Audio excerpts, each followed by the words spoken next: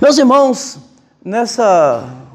nesse dia, nessa comemoração tão interessante, 17 anos, eu gostaria de pensar como a igreja foi plantada nessa terra. Como a igreja deve agir na sua caminhada. E como a igreja terminará sua missão nessa terra. Eu sei que tudo isso tem a ver com que vocês já viveram algumas coisas, vão viver outras. Eu gostaria de compartilhar algumas coisas. Vamos abrir Atos dos Apóstolos, porque não pode ter outra referência melhor do que essa, da igreja primitiva, e foi ela que foi plantada, né? Então, Atos dos Apóstolos. Eu não conhecia Dalton, já me disseram que eu pareço com ele. E ainda por cima, também tem o mesmo problema de vista dele. E eu quero fazer uma leitura alternada para a gente ficar mais fácil aqui na leitura, tá bom? Mesmo que minha letra tá grande aqui, mas vocês podem me ajudar, tá bom? Então vamos ler de maneira alternada do verso 1 até o versículo 14, tá bom? E aí nós vamos ter nossa meditação aqui nesse tema. Vamos lá. Atos capítulo 1, do verso 1 ao 14. Vou ler esse texto todo porque eu estou sabendo que está tudo bloqueado por aí. Ninguém pode ir para casa agora. Então vamos ler o texto todo, tá bom? Eu poderia ler só um trechinho aqui e dava certo. Mas vamos ler do 1 ao 14, tá bom? Vamos lá. Escrevi o primeiro livro, ó Teófilo, relatando todas as coisas que Jesus começou a fazer e a ensinar. Até ao dia em que, depois de haver dado mandamentos por intermédio do Espírito Santo aos apóstolos que escolhera, foi elevado às alturas. A este também, depois de ter padecido, se apresentou vivo, com muitas provas incontestáveis, aparecendo-lhe durante 40 dias e falando das coisas concernentes ao reino de Deus. E comendo com eles, determinou-lhes que não se ausentassem de Jerusalém, mas que esperassem a promessa Pai, a qual disse ele, de mim ouviste. Porque João, na verdade, batizou com água, mas vós sereis batizados com o Espírito Santo, não muito depois destes dias. Então os que estavam reunidos lhe perguntaram: Senhor, será este o tempo em que restaures o reino de Israel? Respondeu-lhes: não vos compete conhecer tempo ou épocas, que o Pai reservou pela sua exclusiva autoridade. Mas recebereis poder ao descer do propósito do Espírito Santo, e sereis minhas testemunhas, tanto em Jerusalém como em toda a Judéia, em Samaria e até os confins da terra. Dita estas palavras, foi Jesus elevado às alturas, à vista deles, e uma nuvem o encobriu dos seus olhos.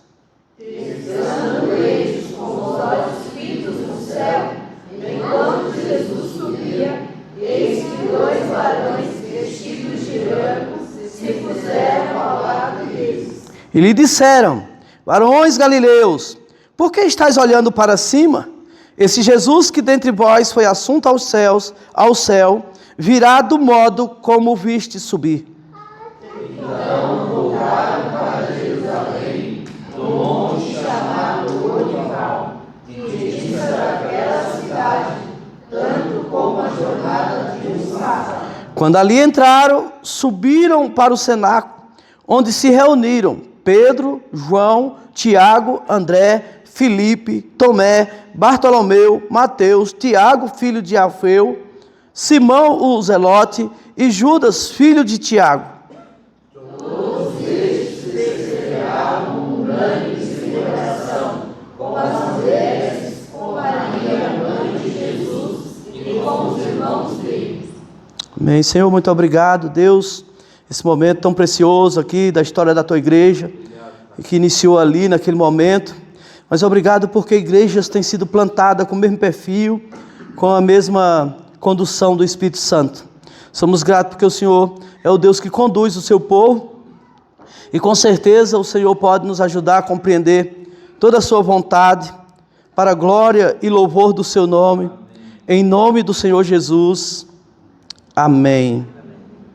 Então, meus amados, aqui o texto que lemos, o médico e historiador Lucas, que escreve também esse livro de Atos dos Apóstolos, ele relata o início da igreja, ele relata aqui a sua trajetória de início, de meio e de fim, eu posso dizer assim. Aqui nesse trecho que nós lemos. Interessante a gente observar que Lucas não andou com Jesus, não viu Jesus, mas Lucas foi aquele historiador que pesquisou cuidadosamente sobre toda a história do nascimento da igreja. E é interessante que Lucas registra aqui, eu já quero chamar a sua atenção para 3 coisas mais importantes para que a igreja fosse plantada, para que ela viesse a existir. E eu quero lhe chamar a atenção aqui no versículo 3 e 4, que nós vamos ver aqui 3 coisas mais importantes para que a igreja possa existir. Primeiro, Lucas registra a morte. Lucas registra a ressurreição. E Lucas registra a vida do Espírito Santo. Olha que coisa interessante. Jamais a gente poderia estar aqui se Jesus não tivesse morrido por nós. Sim ou não? Se ele não tivesse sido naquela cruz em nosso lugar. Jamais teria sentido a gente estar aqui se Jesus não tivesse ressuscitado.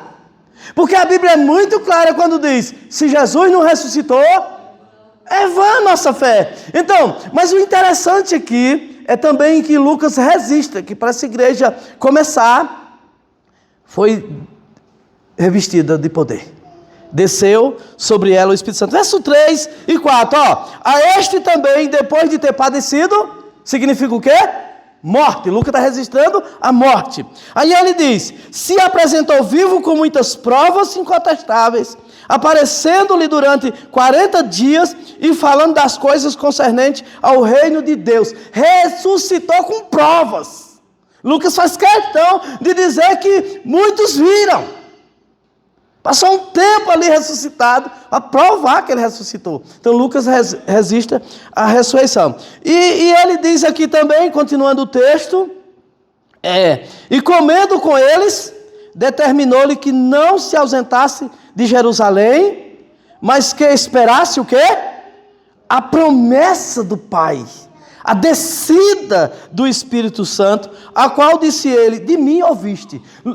Lucas registra isso aqui, mas ele também já tinha registrado lá no Evangelho, no capítulo, Lucas registra também aqui no Evangelho, deixa eu ver aqui, mas na frente eu vou mostrar para vocês, que ele diz, ficai em Jerusalém, até que do alto sejais revestido de poder. Ele se referia ali à descida do Espírito Santo. Mas meus irmãos, eu quero ver aqui, eu quero entender algumas coisas que aconteceram para que a igreja fosse plantada. É interessante a gente observar esse contexto aqui, que aqui é quando Jesus ressuscita, naquele tempo a igreja ainda não tinha sido plantada. Mesmo que ele teve ali, preparou alguns e tal, preparou a equipe, Já tinha gente até convertida, mas a igreja não tinha sido plantada ainda. A igreja vai ser plantada depois da descida do Espírito Santo. Então eu gostaria de entender aqui que para plantar a igreja é preciso a gente entender o tempo de Deus. Precisamos entender que as coisas são no tempo de Deus. Sim ou não? Porque a ideia é que a gente parece que está meio apressado, não é assim? Mas se você observar de quanto tempo a coisa vem acontecendo, desde o Éden, quando Deus expulsa Adão e Eva, ele já começa um plano. Ele já começa a projetar algo para gerar a igreja. E o tempo passou, houve uma crise terrível que os teólogos chamam de período antibíblico ou interbíblico, 400 anos sem nada acontecer, sem aparecer ninguém de Deus. Meu Deus! Mas de repente aparece um lá no deserto da Judeia, anunciando o caminho, anunciando. E a igreja está perto de ser plantada. Então preste atenção, nunca é o Cronos, mas sempre o Kairos. Nunca é o nosso tempo, mas sempre o tempo de Deus. A pergunta é, por que não é no nosso tempo? Por que não é como a gente quer? Na verdade, irmão, a gente tem problemas assim, né? Às vezes como um protesto desse ou coisa parecida, ou a gente se atrasa, ou a gente se precipita. Ou a gente avança o sinal. É assim que nós somos no dia a dia. Está sempre acontecendo isso, sim ou não? Ora a gente está atrasadíssimo. Ora, que nem diz o nordestino, a gente está botando o carro na frente dos bois. Dá sempre problema isso. É por isso que nunca é no tempo de Deus. Mas Deus nunca se apressa. Por mais que haja pressão, Deus nunca se atrasa. Ele sempre chega na hora certa. Irmãos, quando nós falamos de missões, o que vem na nossa cabeça é pressa. É ou não é? Falou em missões, nós já temos aquela ideia assim, quanta gente morrendo sem ouvir o Evangelho. Isso já gera uma pressa em nós. E o ID?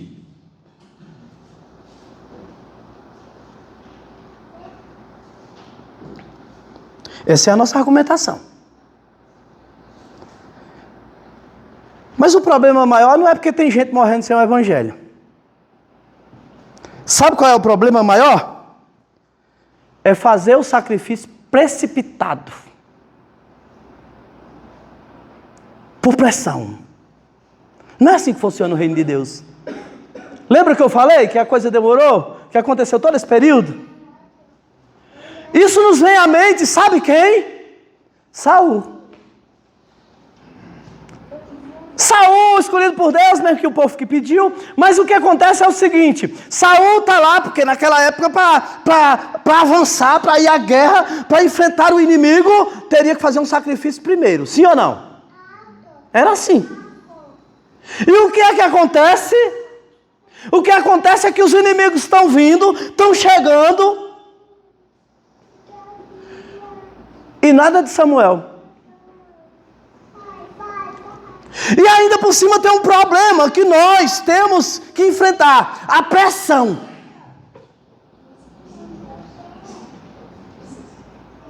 O que é que Saul faz? Faz o sacrifício. Mas não era para ele fazer.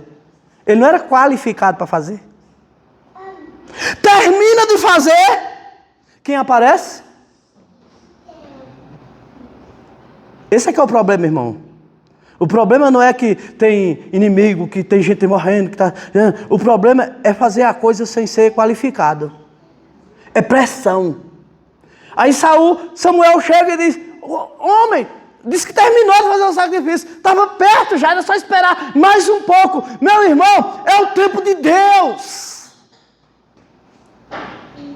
Aí Samuel chega e diz umas coisas para Saul, que é o resultado da vida de muita gente.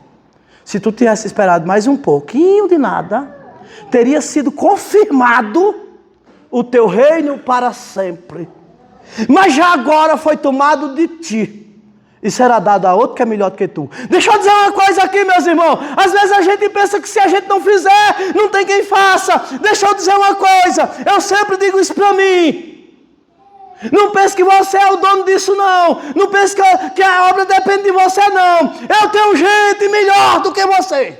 Então se cuide, fica aí na sua. É um privilégio você estar aí. Porque eu tenho gente melhor do que você.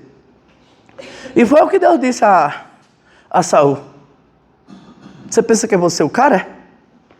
Eu tenho um moleque aí, um tampinha de cruz, que é melhor do que você. Deus disse isso, sim ou não?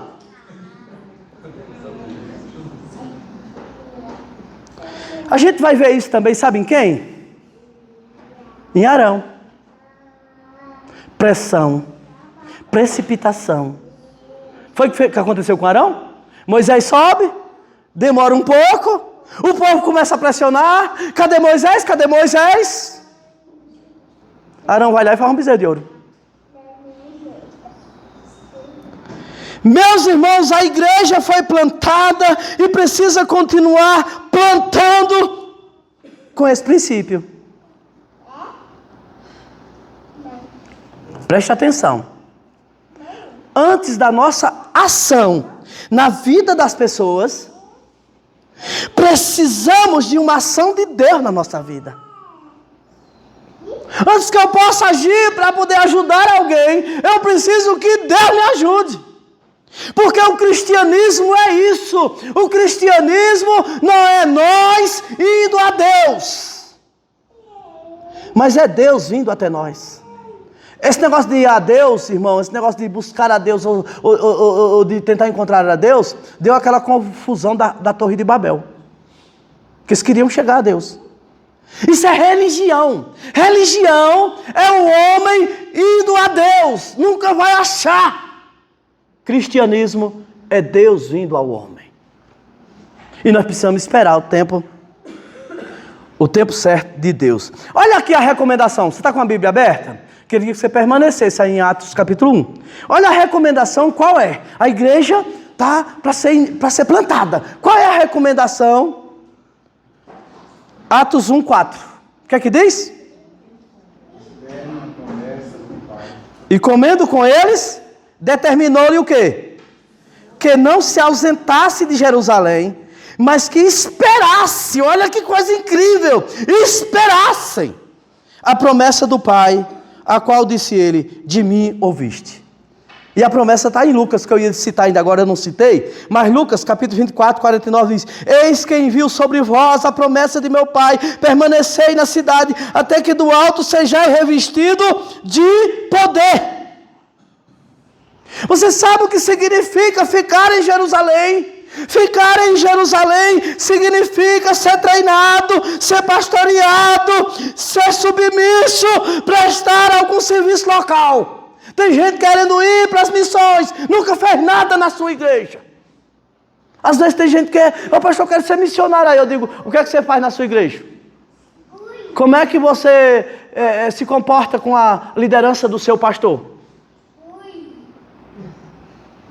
Ficar em Jerusalém, irmão. Você precisa ser capacitado, treinado. Você precisa, acima de tudo, esperar o tempo de Deus.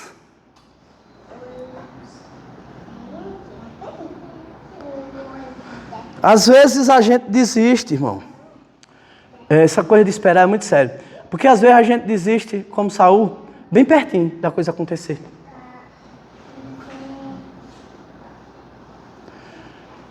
Lembra dos dois que voltam para Emaús? Terceiro dia eu ressuscito, fica tranquilo. De manhãzinha, de madrugada, ele já tinha cumprido a promessa. Sim ou não? Já estava ressuscitado. Mas exatamente por um instantinho eles voltam, desanima. Volta, abandona. E vão indo para Emaús. Lembra da história? Ainda bem que Deus não permite que a gente fuja, senão a gente foge. Aí ele vai atrás, chega, vai pregando, chega na aldeia, celebra a ceia, eles abrem os olhos deles, eles reconhecem que é Jesus. A ficha cai, e o que é que eles fazem? Volta para onde? Para Jerusalém. Ainda não tinha sido capacitado, habilitado. Volta para lá, espere, meu irmão. Espere, meu irmão. Então eu quero lhe dizer, para você que talvez está pensando em fugir e desanimar, espera mais um pouquinho, meu irmão. Mas eu quero dizer para você que já fugiu. Só que ninguém sabe ainda, mas você já desistiu. Ainda dá tempo de voltar. Ainda dá tempo de voltar. Deu tempo para os dois de Emaús. Volta o teu compromisso. Porque tem gente que não saiu da igreja, mas já fugiu faz tempo da missão. Não se envolve mais com nada.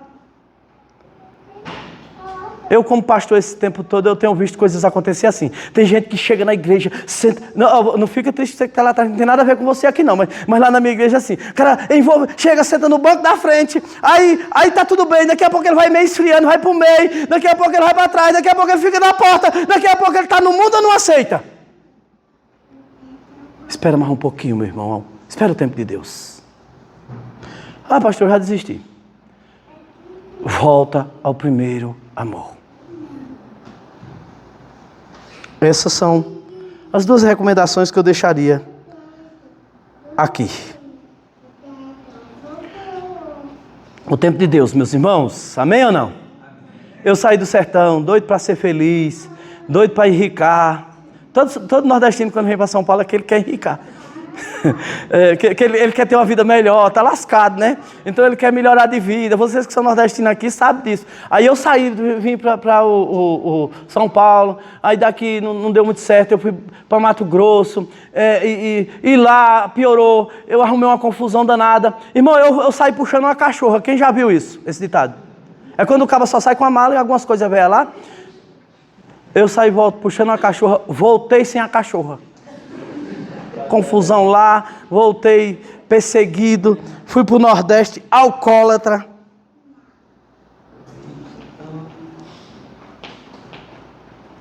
Mas sabe de uma coisa? No domingo à tarde, bêbado, assistindo SBT, Gugu Liberato, eu me converti. Já viram um negócio desse? SBT não tem programa evangélico, se tem eu não me lembro. Gugu Liberato nunca fez nada de programa evangélico, mas nesse dia ele convidou o Nelson Ned. E eu estou lá sentado, lá vem Nelson Ned. O que é que me chamou a atenção? Olha como Deus trabalha, irmão. O que é que me chamou a atenção? Na minha ideia, no meu conceito, o que é que um homem desse tamanho pode fazer?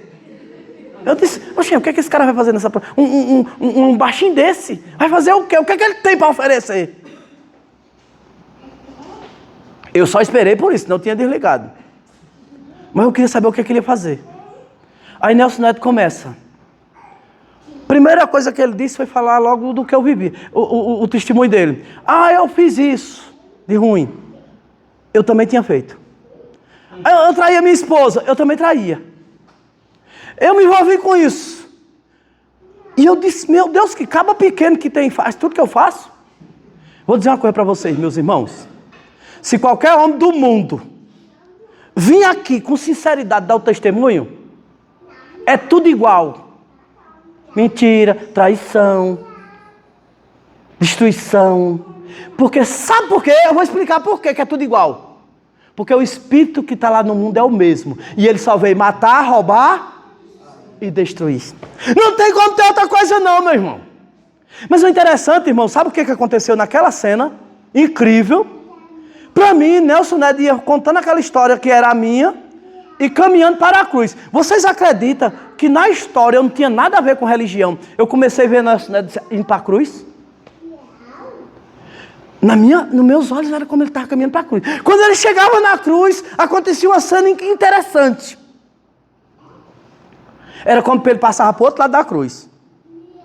E começava a contar outra história. Até a cruz era a história dele e a minha. Quando ele passou para o outro lado da cruz, ele começou a contar. Aí Jesus fez isso, restaurou isso, e restaurou isso. Aí eu, imagina, no sábado, no domingo à tarde, embriagado, eu comecei a pensar, essa história eu não tenho. A primeira dele eu tenho, mas essa outra eu não tenho. Você sabe por que as histórias dos crentes é tudo igual? Pode trazer um crente aqui que ele vai contar mesmo. Parece que ele... Às vezes eu estou conversando mais Dalton, eu disse, Dalton vai estar contando minha história. E assim, quando a gente se encontra, enquanto o pastor lá, não sei lá onde, ele vai contar a história dele, parece que é a mesma. Você sabe por quê? Porque o Espírito que atua é o mesmo. Eu vim para que tenha vida e vida em abundância. Só que aí eu disse, meu Deus, eu não tenho essa história. E Nelson Ned, a família dele aqui, eu encontrei depois, eu tenho um contato com as filhas dele, aqui de Alphaville, parece que eles eram, não sei se são mais, São Paulo. E aí, Nelson Ned contou aquela história toda e só falou de Jesus. Aí eu estou lá escutando, quando terminou, saiu. Eu fumava cigarro um atrás do outro. Eu tentava, mas não conseguia deixar. E eu estou com cigarro no dedo. Irmãos, eu nunca tinha passado meia hora sem fumar. Acredita que o tempo de Nelson Neto eu esqueci do cigarro? Meia hora que ele passou no programa, eu não fumei. Quando Nelson Neto terminou, eu me lembrei que eu tinha cigarro. A vontade enorme de fumar. E eu vim para fumar o cigarro. Irmãos, literalmente. Parou minha mão, eu fiquei olhando para o cigarro. Estava minha mãe e minha esposa de um lado, também assistindo comigo. E eu fiquei parado olhando, já começou um clima diferente. Ficou esquisito já. Eu olhando para o cigarro, olhava para elas, minha mãe, e não vinha. Aí começou a vir, na época, os contatos era e-mail, ainda era essas coisas ainda, né? Como que veio um e-mail aqui no meu computador e disse assim, fuma mais não. Na minha cabeça, irmão, veio, não fuma mais. Eu queria fumar, o cigarro não vinha, e alguém começou a ir uma voz, não fuma mais não, só na minha mente. Aí eu fiquei ali, e a voz não fuma mais, e eu querendo fumar, e a voz não fuma mais. Sabe uma voz insistente? Que eu tive que dizer, senão eu ficava louco. Tá bom, eu não fumo mais. Porque a Bíblia diz que o Espírito Santo nos convence do pecado, da justiça e do juízo. Aí eu não fumo mais. Aí a voz dizia assim, conta para elas. Porque a gente tem que crer no coração e confessar com a boca. E eu disse, não vou contar nada. Tá meio estranho demais. E eu aqui insistindo na minha mente, não vou contar nada, por que eu vou contar? Que besteira é essa? Aí, conta! Aí eu fui e disse para minha mãe, não fumo nunca mais. Disse para minha esposa, não fumo nunca mais. A mão soltou, botou o cigarro na carteira. Irmãos, outro e-mail. Eu não recebia mensagem de ninguém, mas nesse dia, o outro e-mail dizia assim, não bebe nunca mais. Eu bêbado. Não bebe nunca mais, não bebe nunca mais. Para encurtar, eu não aguentei, disse, tá bom, eu não bebo nunca mais. Conta para elas. Aí eu disse, não bebo nunca mais. Começou aquele clima. Aí, tá bom, não bebo nunca mais. Aí veio outra. Essa foi terrível. Você não vai trair sua esposa nunca mais. Agora, irmão, eu era líder de um grupo de traidor. Vocês já viram isso? Eu discipulava eles. Vocês não imaginam o que é isso. Eu saía, nós enganava as esposas, e eu era o líder, convencia todo mundo, tinha um carro velho, dizia que ia fretar, ajeitava tal, enganava a mulher para ir trair. E para ser líder tinha que ganhar tudinho, então eu ganhava deles. E eu ensinava, sabe o que a eles? Nunca conte para sua esposa que você trai ela. Se um dia ela pegar, você olha com a cara bem cínica, era o que eu ensinava, viu, irmão? E diga para ela, meu bem, não é isso que você está vendo. Você está enganada, não é isso. Agora, tem algo dizendo, você não trai mais, você não trai mais. Eu digo, tá bom, não vou trair nunca mais. Então eu conto para ela.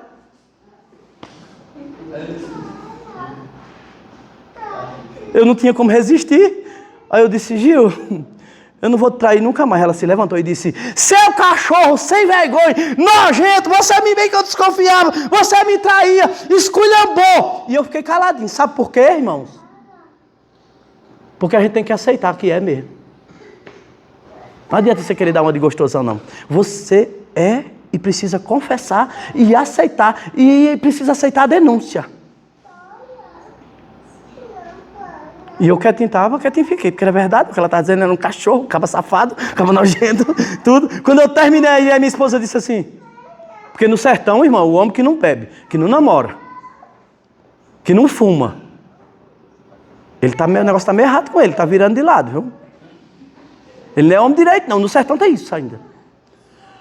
Aí minha esposa escuta tudo isso que eu disse, ela disse assim, sim, mas deixa eu perguntar uma coisa, e o que é que tu vai ser agora? O que tu vai ser agora? Eu disse, Gil, eu não sei o que eu vou ser. Porque eu não entendia muita coisa. Mas eu não sei o que eu vou ser. Mas o que eu era, eu não quero ser nunca mais. E vou dizer para vocês aqui nessa noite, irmãos. Eu não cheguei nem perto de ser o que eu quero ser. Mas o que eu era, nunca mais. As coisas velhas já passaram. E tudo se fez novo. Mas aí, eu não sabia de igreja, 23 anos de idade, nunca tinha entrado numa igreja. Eu não sabia nada sobre Bíblia, eu não conhecia nada. Aí eu sabia de uma tia que eu tinha numa igreja lá na cidade. Eu fui na igreja dessa tia lá, cheguei lá, ela me recebeu lá, só que eu era doidão. Você não imagina. Eu tinha um cabelão. E eu queria, sabe fazer o quê? Eu queria cobrir os olhos, fazer 2 buracos. Eu parecia um lobisomem. Você já viu falar em lobisomem? Uma roupona folgada, uma calça folgada, magro de lascar.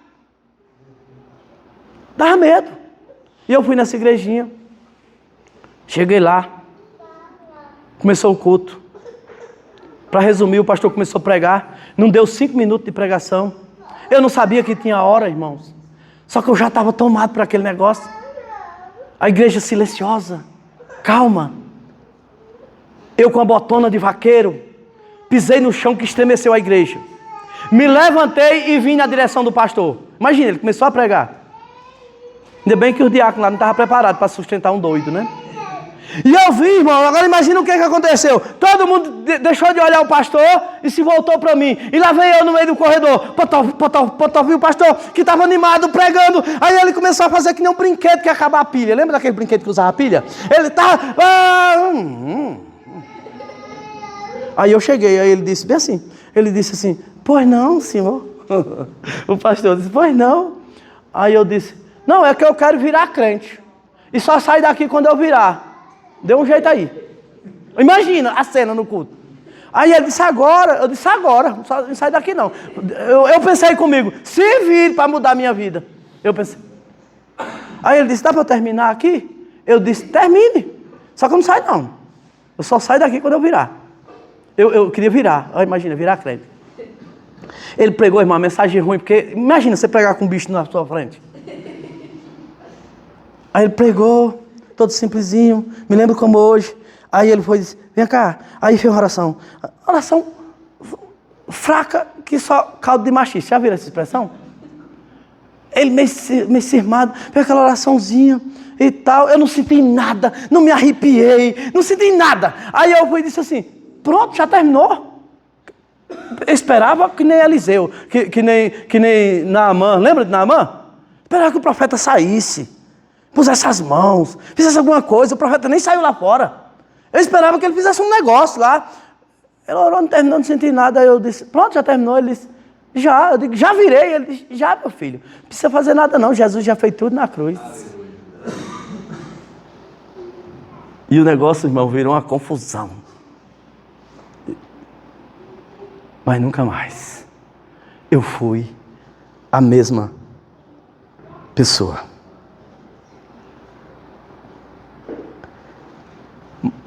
As coisas são no tempo de Deus.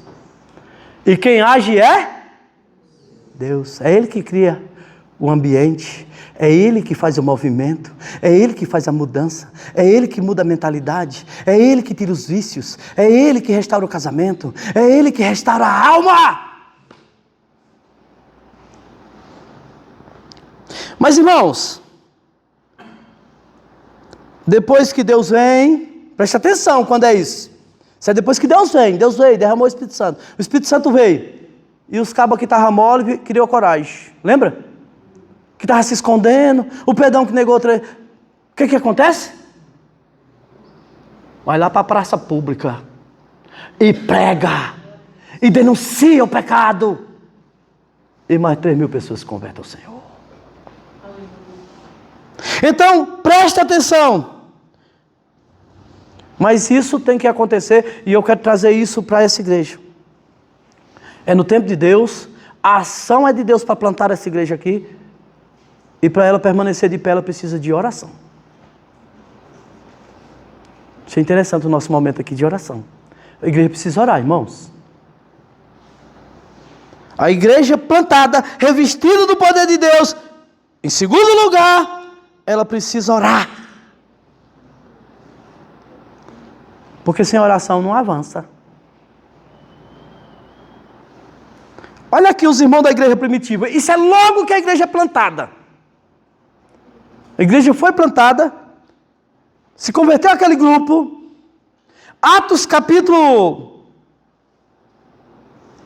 42, Atos capítulo 2, verso 42, está pertinho aí, olha comigo o que acontece. Porque ali aconteceu, né? Os que aceitaram a palavra foram batizados, havendo um acréscimo naquele dia de quase 3.000, e eles ficaram ali juntos, fazendo o quê? Verso 42.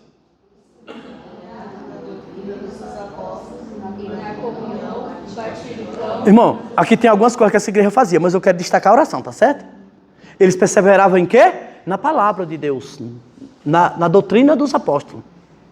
Doutrina essa que Paulo disse: se nós mesmos mudar aqui, ou se vier até um anjo, não receba nem em casa, que é maldição. Eles permaneceram na doutrina, na comunhão, culto, mas o que eu quero chamar a atenção aqui, e nas orações. Irmãos, a igreja está plantada, ela está cheia de poder, mas os problemas vieram, sim ou não? E os primeiros problemas vêm logo por líder, viu, irmão? Fica frio, viu, pastor? Obrigado pelo aviso, né? Vem logo por líder. Quem era o líder da igreja primitiva? Pedrão. O que foi que aconteceu com Pedrão? Logo em seguida? Preso. Palavra de Deus, aí, Atos 12, vai lá comigo. Atos 12, mas olha a ação da igreja. Os problemas vêm, porque a igreja foi plantada. Irmãos, o inferno se levanta. Mas o que a igreja tem que fazer quando os problemas vierem?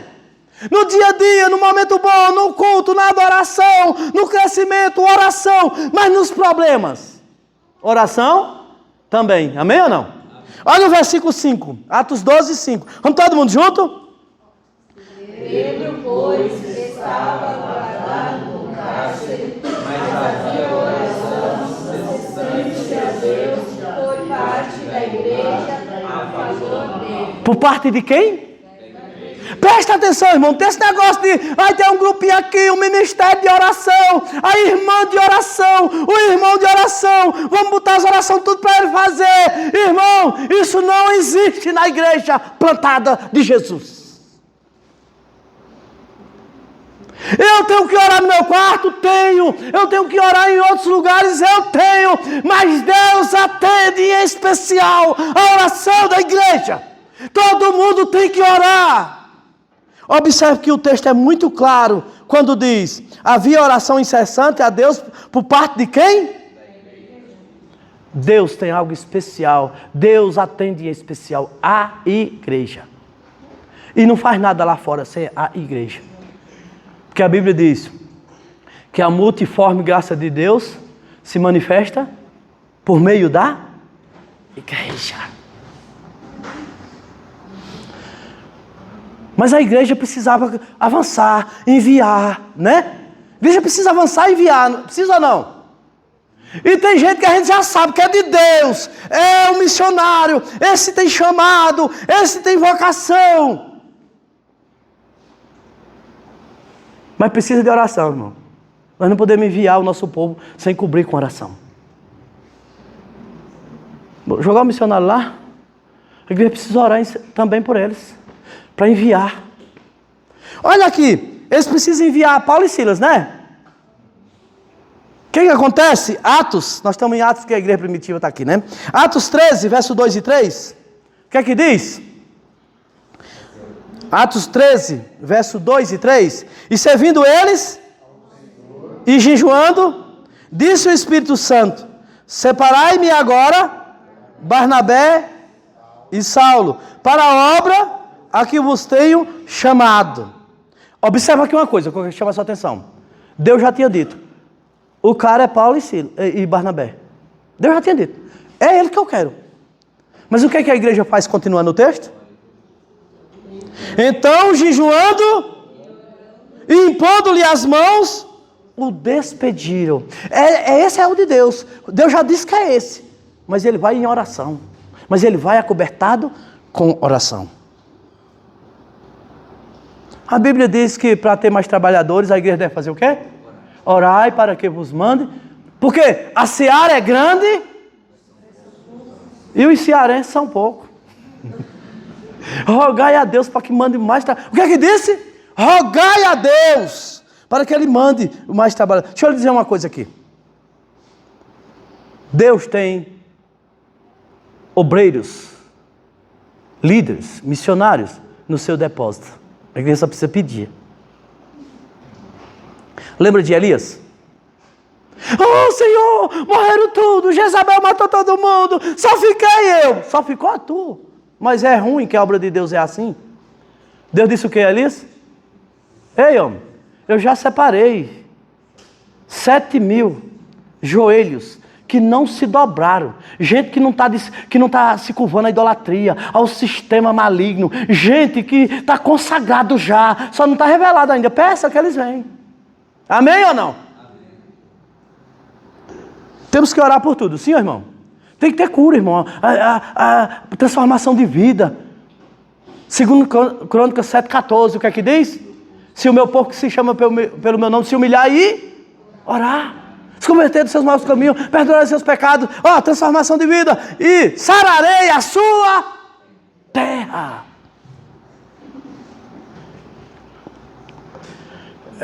É interessante, no sertão a gente pega aquelas pessoas humildes, mas como Deus gosta de gente humilde, né? Simples. É tanto que Paulo vai escrever aos Coríntios, na primeira carta, capítulo 1, versículo 26, Paulo vai dizer que Deus, louca, pequena, e confunde os grandes.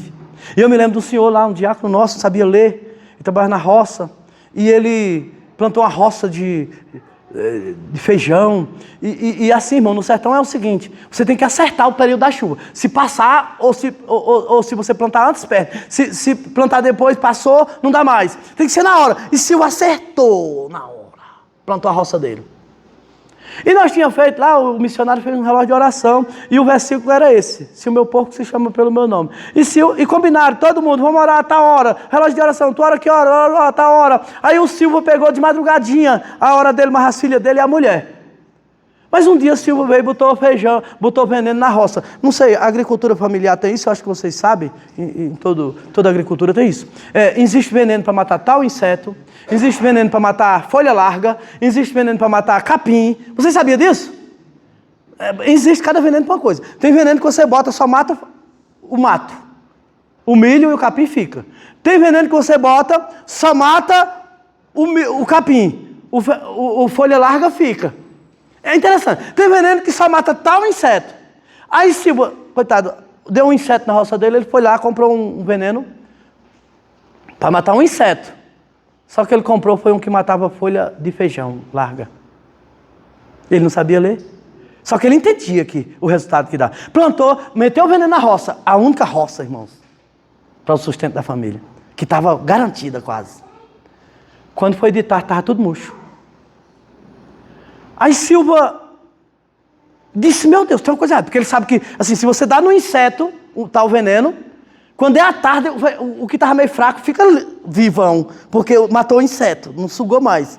O de Silva foi murchar. Ele disse, tem uma coisa errada. Ele não sabia ler, mas ele sabia o resultado. Chamou a filha e disse, minha filha, lê aqui nesse frasco. Nesse frasco. Que veneno é esse? Pai, esse aqui é para matar o mato. Matou o feijão do senhor. Meu Deus, perdeu a roça. Aí Silvio fez, sabe o quê? Me chamou, disse, pastor, queria que o senhor olhasse o que aconteceu na minha roça. Cheguei lá, estava tudo murcho. E é um veneno irreversível. Deixa eu explicar para vocês. Ele desce para a raiz, não há como recuperar mais. Mata aquilo lá. A gente já sabe, não tem remédio. Bateu, morreu. Feijão de Silvio. Aí Silvio disse para a esposa, na simplicidade dele, nós estamos aqui, Deus disse que sara a terra, e nós estamos no nosso momento de oração. Vamos lá para a roça orar de madrugada. Foi lá para o meio da roça. E a gente que é pastor, irmão, tem coisa que não dá para a gente ir, com teologia não. Irmão, creia, acabou-se. Ele foi, sabe? Orou o primeiro dia, orou o segundo dia. Deixa eu explicar para vocês uma coisa. Hoje, a gente não vê ninguém com coragem de orar, nem para ressuscitar a gente. Silva orou e o feijão dele ressuscitou. Foi a roça que deu mais feijão. Eu levei pastores lá, eu levei pessoas de fora lá, Silva deu feijão a todo mundo, inclusive eu comi da roça de feijão de Silva. Se o meu povo orar e me buscar, eu ouvirei do céu, sararei a sua terra. A igreja plantada, revestida de poder, precisa orar. Sim ou não? Mas irmãos, primeiro a igreja espera o tempo de Deus, recebe o poder de Deus, ela se mantém em oração, e em terceiro lugar ela precisa evangelizar. É aqui que eu quero encerrar. A igreja precisa evangelizar. E eu vou dizer um segredo para vocês aqui. Evangelizar é um negócio que dá mais alegria do que tomar drogas. E de repente, uma alegria forte. Você sabe por que muita gente está deprimido? Irmão, celular, tela, muitas coisas que tem por aí é falso.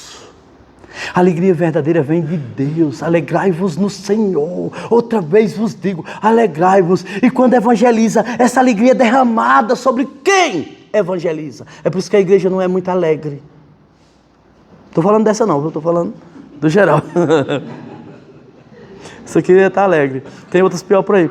Então o que acontece? Deus derrama uma porção especial para quem evangeliza. Lembra dos 70? O que foi que aconteceu com os 70? Eles foram e voltaram. Voltaram como?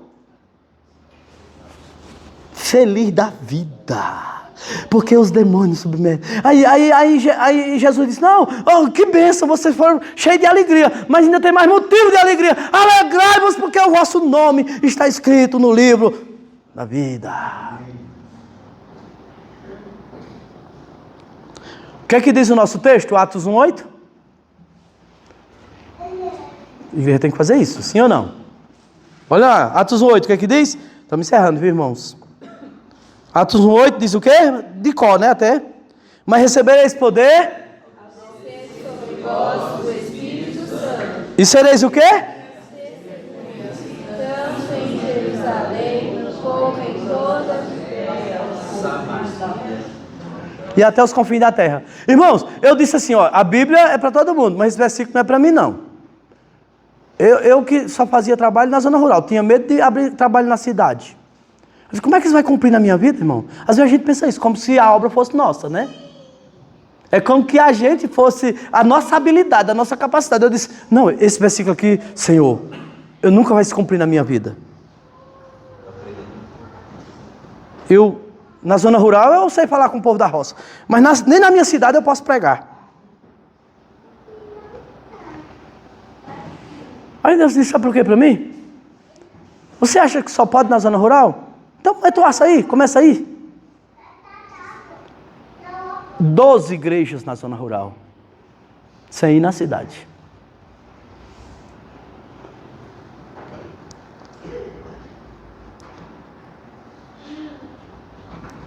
E com templos construídos, viu, irmãos? E apoiado. O nosso trabalho é diferente dos demais. Porque geralmente a gente monta a igreja na cidade, se estabiliza financeiramente, tudo mais, e vai para os arredores. Não é assim? Nós começamos nos arredores. Porque a promessa é que você deve começar onde? Em Jerusalém. Meu Jerusalém era onde? Lá no sítio, inveja. Abrimos também, da zona rural, abrimos o trabalho na cidade. Só para vocês entenderem. Hoje é o maior templo evangélico da cidade e talvez da região ali. A nossa igreja em São José de Belmonte. Jerusalém, chegamos em Samaria. Li um relato de Hernandes Dias Lopes dizendo que o estado do Ceará era um estado que o evangelho na igreja presbiteriana era fraco. Aí ele dizendo lá na época, 86 municípios, o estado do Ceará. Eu estava no Pernambuco, né? Eu li isso. O estado, eu morando perto lá, não sabia. 186 municípios, o estado do Ceará. Só tem 33 igrejas emancipadas e mais da metade está na capital Fortaleza. 186 municípios, só 33 igrejas emancipadas e mais da metade está na capital. Eu fiquei doido com isso. Já estava assim, né? Já não estava mais naquela de que esse versículo não é para mim. Fomos para o Ceará. Hoje nós temos 2 igrejas no estado do Ceará. Uma nós vamos inaugurar um belíssimo templo agora dia 10. Uma festona nós vamos fazer. Vocês estão convidados, tá bom?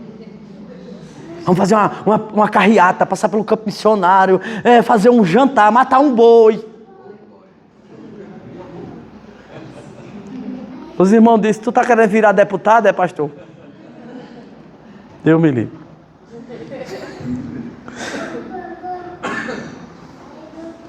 Olha só aqui. Jerusalém, Judeia, Samaria, o estado do Ceará, e os confins da terra.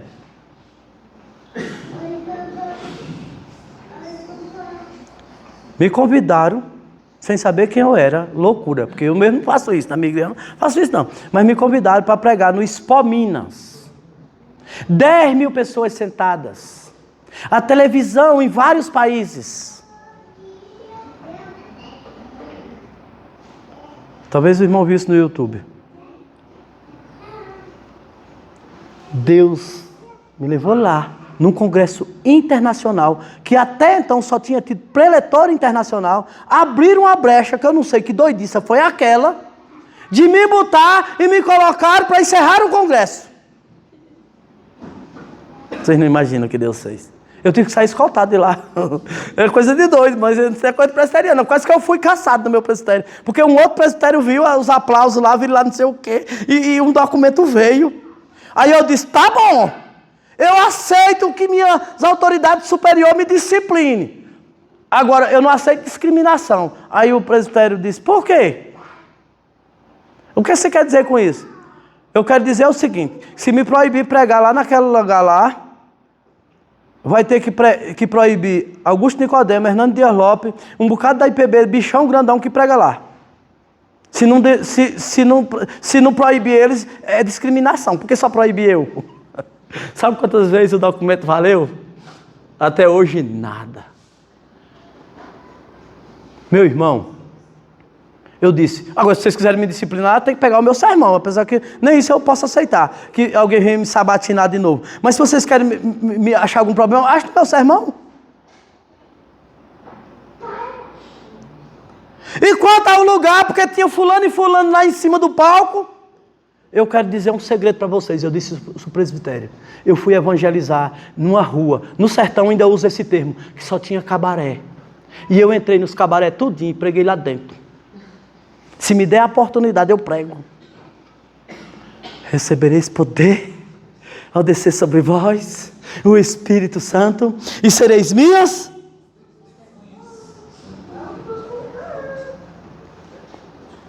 Mas é fácil, meus irmãos? É fácil? É por isso que nós precisamos do poder do Espírito Santo, sim ou não? Porque não é fácil. É por misericórdia, sabia? Por misericórdia. Eu fazendo esses trabalhos, e tinha uma irmã da nossa igreja, ela era crente, o marido não era, e ainda tinha uma certa, assim, raiva, porque, por minha pessoa, não sei o que, tem lá um ciúme, não sei o que era, e ela todo dia na minha cabeça, eu queria evangelizar com o senhor. Eu disse, irmã, não dá. Vou lhe explicar porque é que não dá. Não dá porque o sítio é longe, eu vou de bicicleta, minha esposa numa bicicleta e eu noutra. Na bicicleta da minha esposa tem uma garupinha, bota uma caixa e ela leva o menino na caixa. Tempo de matar o menino.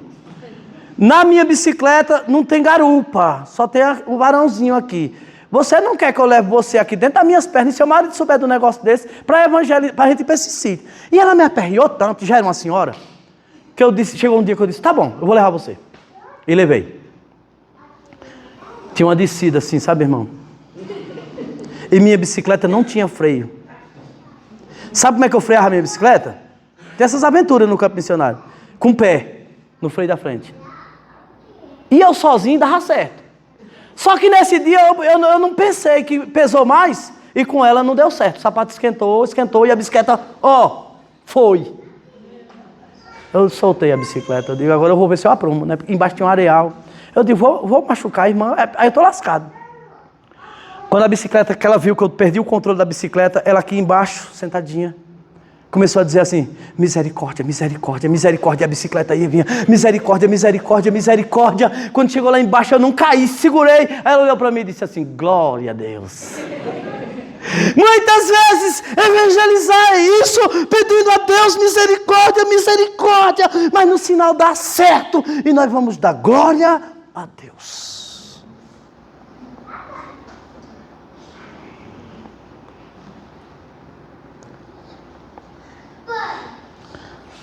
Mas o diabo se levanta, sim ou não? Eita, bota coisa no meio da rua, toca fogo. É um negócio sério, vou até falar abaixo para você aqui.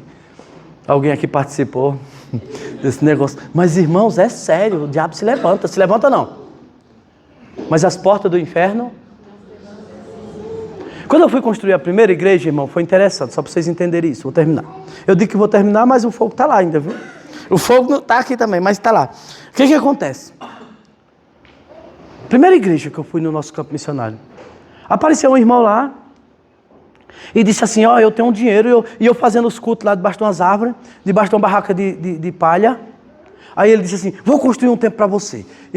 Agora, eu vou comprar, eu tenho um dinheiro aí que eu guardei, eu vou comprar um material, você arruma uma máquina, eu tinha um terreno lá, arruma uma máquina para limpar esse terreno, que eu vou botar o material. Aí eu fiquei todo animado, fui lá na prefeitura, aí falei com o pessoal que...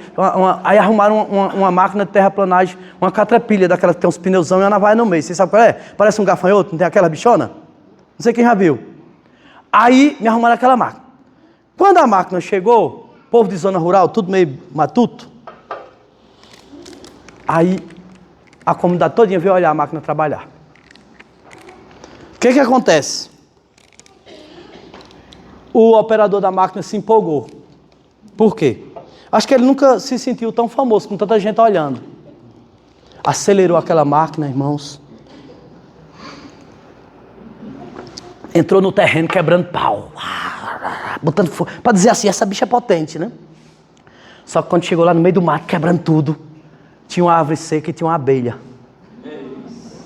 Ele bateu na abelha. A abelha...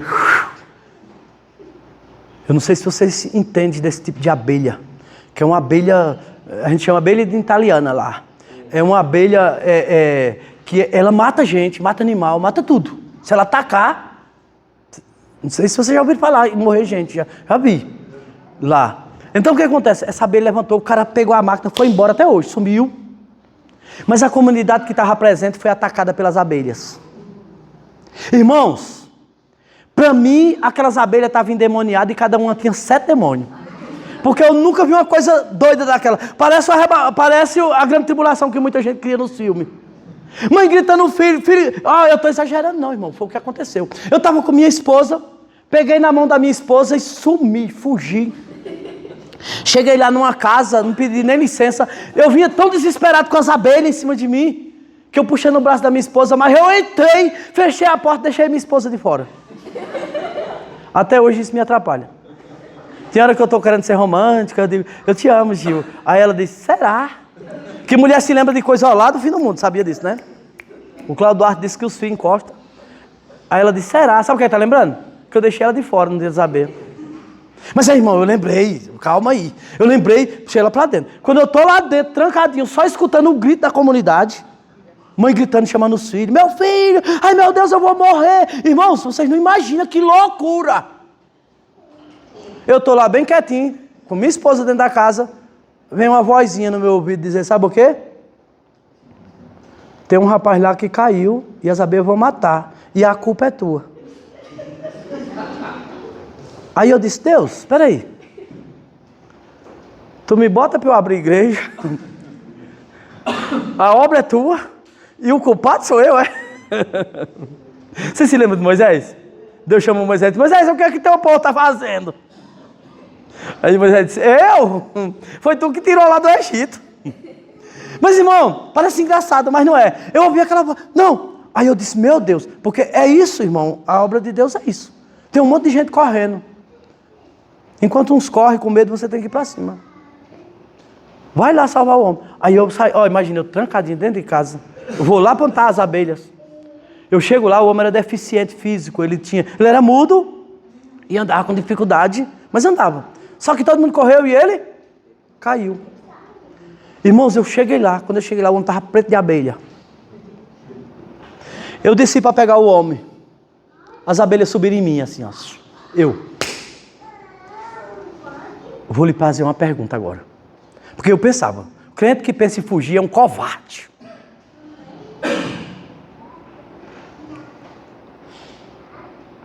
Você já pensou em fugir? Eu vou lhe dizer uma coisa. Até Jesus, como homem, pensou em fugir. Foi o que ele disse? Quem se lembra? Se possível. Mas não faça Assim atua. Diz que um pastor novo no ministério, diz que todo ano, final de ano, dá uma doidice na gente, né? É tanto problema que a gente quer, eu vou largar tudo. Ele disse que esse pastor tinha esse problema. Todo ano ele pensava em desistir. E ele ficava preocupado. Disse, meu Deus, que pastor sou eu? Aí quando foi um dia, veio um pastor famoso pregar na cidade dele. Ele foi para falar com o pastor. Pastor, eu tenho um problema, eu quero me confessar com o senhor. Me aconselha aí, por favor. Se o que é, meu filho? Ele disse, pastor, todo fim de ano me dá uma vontade de largar tudo. Aí ele disse, e é, meu filho? Comigo também, quando eu tinha a sua idade de ministério, era desse jeito. Todo ano, de ano em ano, me dava essa vontade. O tempo foi passando, passou a ser de 6 em 6 meses. Virou de 2 toda semana. Agora é todo dia.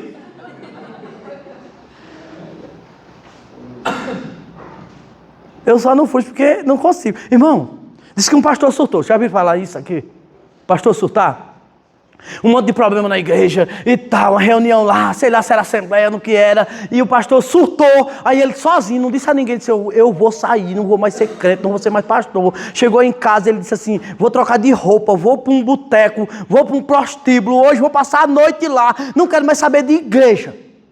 E fez, chegou um cara, trocou de roupa, vestiu a roupa, foi lá para um bordelzinho que tinha, chegou lá, pediu um copo de uísque, e ficou no balcão, antes dele beber o uísque, apareceu uma mulher lá no fundo. Bonitona lá, ele disse, é aquela, vem cá. E lá vem a mulher vindo para o lado dele. Quando a mulher foi chegando perto dele, ele disse assim, meu Deus, meu pastor, que amor é esse? Deixou as 99 e veio atrás da perdida. Ô pastor, me tira desse lugar, pastor. Era uma irmã da igreja dele, desviada. Aí ele abraçou a irmã e disse, é mesmo, irmã, vamos embora. Não deu tempo nem beber a dose do uísque. Não dá para fugir mais não, meu irmão. Mas eu pensei em fugir. Foi 3 vezes para eu tirar o homem. Mas Deus não deixava eu fugir. Eu queria fugir, mas Deus não deixava. Eu tirei o homem. Quando eu tirei o homem, irmão, já tinha levado muitas ferroadas de abelha. E ela mata de 2 maneiras, essa abelha. De duas maneiras ele mata. Quais são as 2 formas que mata? Uma é asfixiado. Porque incha e você não respira, e até você poder respirar não dá certo. A outra maneira é a quantidade de veneno no corpo mesmo. Quando eu saí, que salvei o homem, que eu esfriei, comecei a sentir fechando. E foi fechando, porque inchou, né? É imediato. Eu chamei um rapaz que estava comigo, eu disse assim, eu quero fazer o meu último pedido. Ele disse, está doido, você não vai morrer não. Eu disse, vou morrer. E ele não deixou eu fazer o meu último pedido, porque eu ia dizer assim, não abandona minha casa não abandona minha família não deixa ele sair da igreja não. Eu ia pedir o último pedido, né? Ele não deixou, saiu correndo, não, eu não vou. Aí caçou um carro. Imagina, zona rural é assim, escuta só para vocês entenderem. Tem dia que todos os carros vão para a cidade. Tem dia que tem um monte de carro, que o povo vem comer a galinha de capoeira dos irmãos, do povo, vai estar cheio de carro. Feriado, uma coisa que se aproveita. Mas tem dia que está todo mundo na cidade. Nesse dia não tinha um carro. Para pegar carro, tinha que andar 2 quilômetros para chegar na pista, para depois, se pegasse um carro, ir para a cidade. E eu estou morrendo. Já perdendo as forças. Aí ele saiu, não achou o carro. Encontrou um homem amarrando um burro. Quem sabe o que é burro? Porque animal tem classificação de animal também, sabia? Tem jumento, que é um animal de carga pequeno. Tem burro, que é um animal maior de carga, mas não presta para andar montado. E tem cavalo que tem amortecedor, é gostoso de andar. Qual é o problema de burro? É só para carga. Por quê? Se você andar num burro e ele começar, a gente chama de animal chotão. O nordestino sabe do que eu estou falando. Se você andar em cima do burro e ele começar a chotar, é capaz de deslocar os fígados, os pulmão, tudo de dentro de você, porque balança tudo. Mas o homem achou o homem amarrando um burro. Pegou o burro da mão do homem, fez igual os discípulos de Jesus com o jumentinho, lembra? Chegou lá e disse, me presta esse burro aí. Vamos, o que está acontecendo? Depois eu devolvo. Saiu puxando o burro, chegou lá, eu estou lá morrendo. Já no chão, morrendo, sem respirar. Aí ele foi e disse, monta aqui, eu vou levar lá para a pista, que era para chegar mais rápido nos 2 quilômetros, né? Imagina, eu já morrendo. Me jogou em cima do burro. Eu não adianta, eu não aguento mais. Ele me jogou em cima do burro. E puxou a corda e saiu correndo na frente. E o burro começou a pular. Não é que eu desentalei, irmãos? Nunca que eu pensava que burro servia para isso. Hoje eu dou uma explicação, né? Hoje eu dou uma explicação. Quando você leva uma pancada, o que você faz? Sacode ele, né? Sacode ele, para respirar. Eu hoje explico que o sangue espalhou no corpo e o inchaço sumiu. E eu, respirei.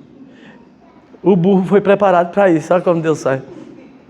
Aí não, mas lá na cidade. Chegou na cidade, aí o homem já tinha, o médico já disse, pode chamar, pode trazer mais, se tiver desses aí, não demora, o médico gosta de dizer isso, médico, né? 5 minutos ele morria. Tudo é na beirinha que você escapa. É nada, irmãos. Até para morrer tem tempo. Salmo 139. Nossos dias estão contados. Se aquieta o coração. Confia no Senhor. Entrega teu caminho ao Senhor, confia nele. E o mais Ele fará. Irmãos,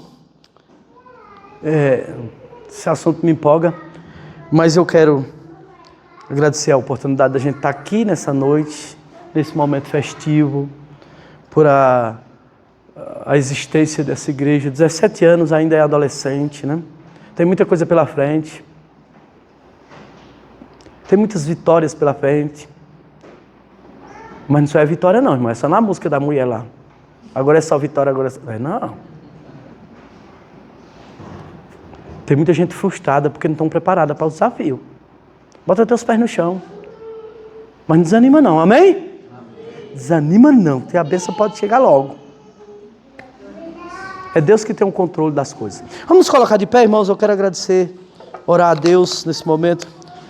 Já começando pela oração aqui de gratidão pela data, pelo aniversário. Certeza amanhã a gente tem mais oportunidade de orar pela vida dessa igreja, né?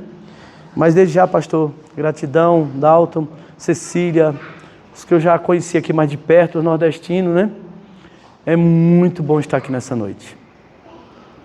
Creio que amanhã será bom também. Amém? Deus, muito obrigado, Senhor, pela oportunidade de estar aqui. Eu sei que o Senhor foi quem plantou essa igreja.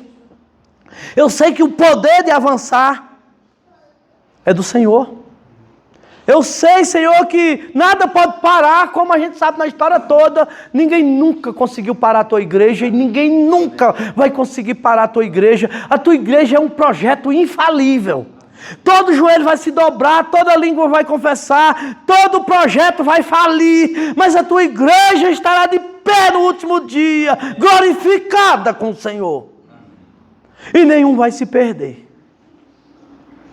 Porque o Senhor garante que os que o Pai lhe dá, esse vem e Ele não lança fora. Eu sei que muitas vezes por nós a gente já estaria perdido. Mas a obra é tua, o controle é teu. Quero te pedir que tu esteja conduzindo a vida da tua igreja aqui nesse bairro. Esteja fortalecendo, dando ânimo, dando força. Esteja revestindo a tua igreja de autoridade para evangelizar. A tua igreja possa, ó Deus, ser despertada para orar. E o teu nome ser glorificado. E vidas serem salvas. É a nossa oração no nome de Jesus. Amém.